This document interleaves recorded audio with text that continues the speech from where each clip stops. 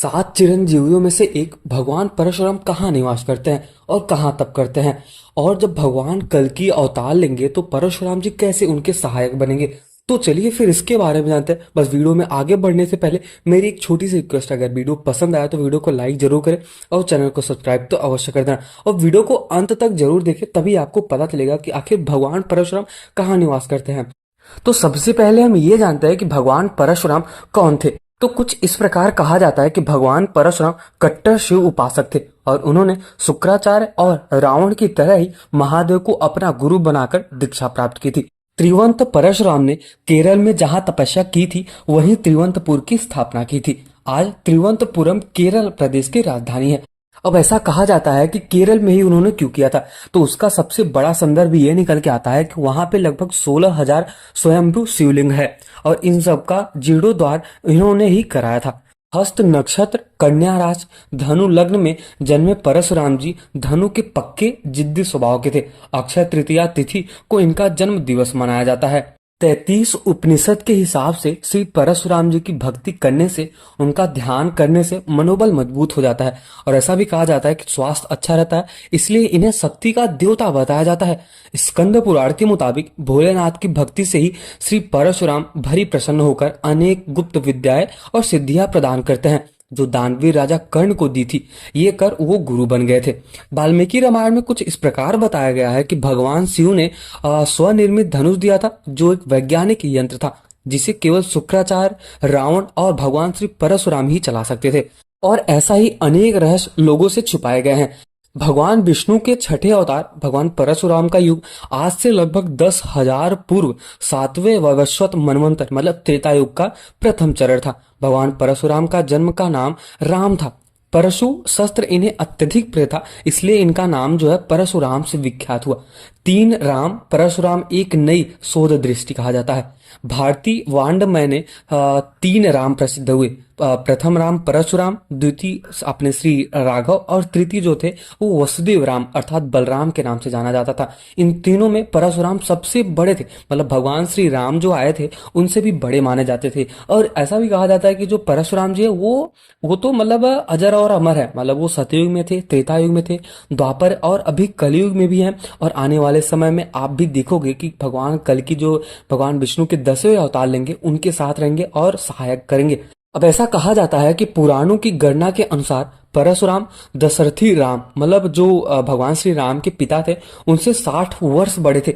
भगवान परशुराम विश्व विख्यात भृगु वंश में जन्मे थे। अब ऐसा भी कहा जाता है कि जो अपने भार्गव राम भी कहा जाता है, जब भृगु वंश में जन्मे तो इन्हें भार्गव राम भी कहा जाता है। इनके पिता का नाम जमदग्नि और माता का नाम रेणुका था, इसलिए इन्हें जामदग्नि राम तथा रेणुका नंदन भी कहा जाता है।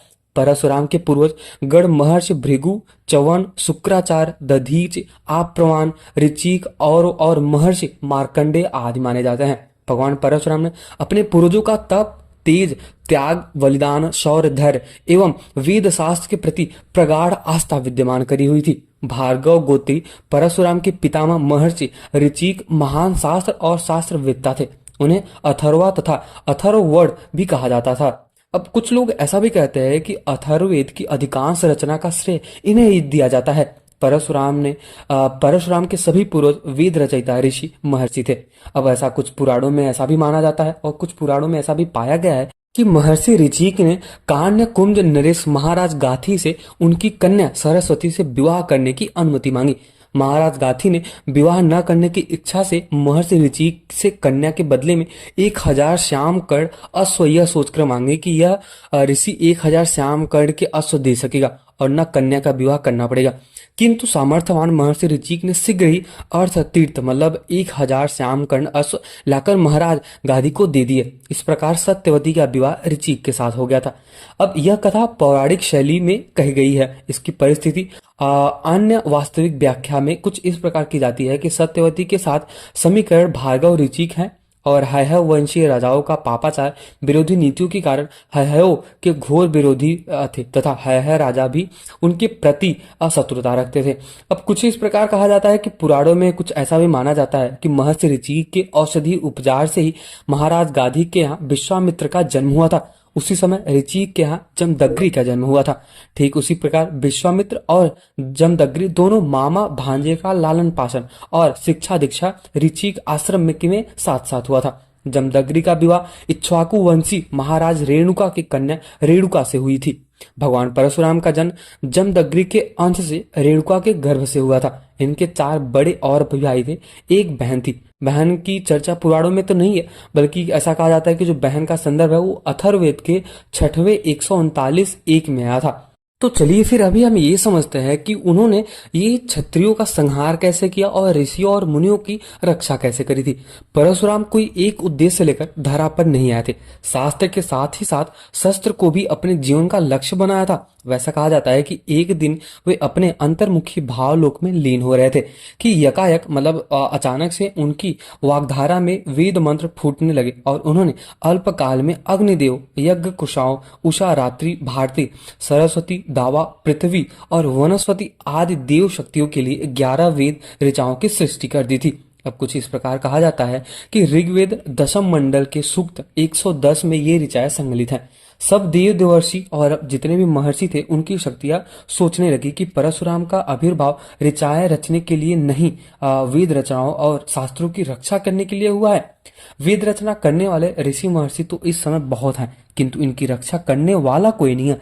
भगवान परशुराम ऋषि मुनियों की चिंता को जान गए। अतः दीनों पर दया करने वाले श्री नरहरि भगवान विष्णु की विशिष्ट अंश परशुराम ने वेदवाणी की धारा को तत्काल अवरुद्ध कर दिया। यह देखकर देव प्रसन्न हुए। अब परशुराम वेद रचना छोड़कर वेद रक्षा में लग गए।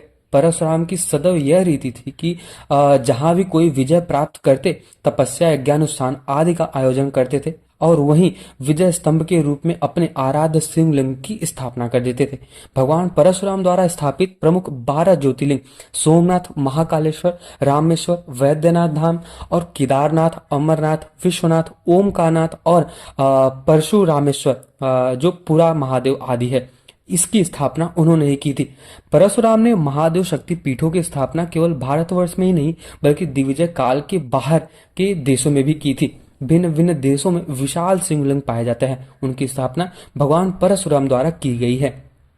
अब ऐसा भी कहा जाता है कि परशुराम की भक्ति और शक्ति ये स्मृति चिन्ह भारतीय संस्कृति की और गौरव गाथा युगों युगों तक गाते रहेंगे। अब ऐसा विश्वास है। अध्यात्म रामायण अयोध्या कांड सर्ग 4 और श्लोक 24 में कुछ इस प्रकार कहा गया है कि उन्होंने पृथ्वी के भार रूप दुष्ट क्षत्रियों को नष्ट करने के लिए भृगु पुत्र परशुराम का रूप धारण किया था।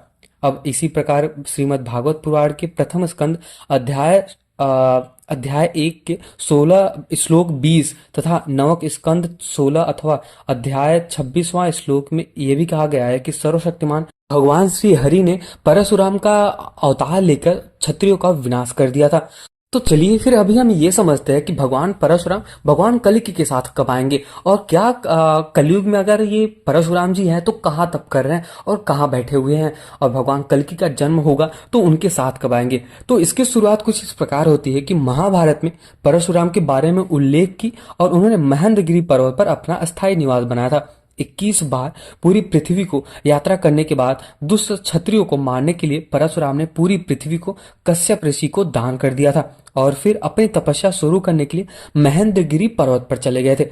गुरु वैशंपायन ने कहा कि हे सम्राट, हमारे द्वारा यह सुना गया है कि तुम जो पूछते हो वह देवताओं के लिए भी एक रहस्य है। हालांकि मैं मतलब वो कुछ इस प्रकार पूछते हैं कि आत्मज्ञान आत्मजन्म के लिए नमन करने के बाद उनके बारे में बात करता हूँ। जमदग्नि मतलब जो परशुराम है, जमदग्नि के पुत्र 21 बार पृथ्वी को क्षत्रियों के घाट बनाने के बाद महेंद्र पर्वत के उस सबसे ऊंचे स्थान पर पहुंच गए हैं और वहां उनकी तपस्या शुरू हो गई है।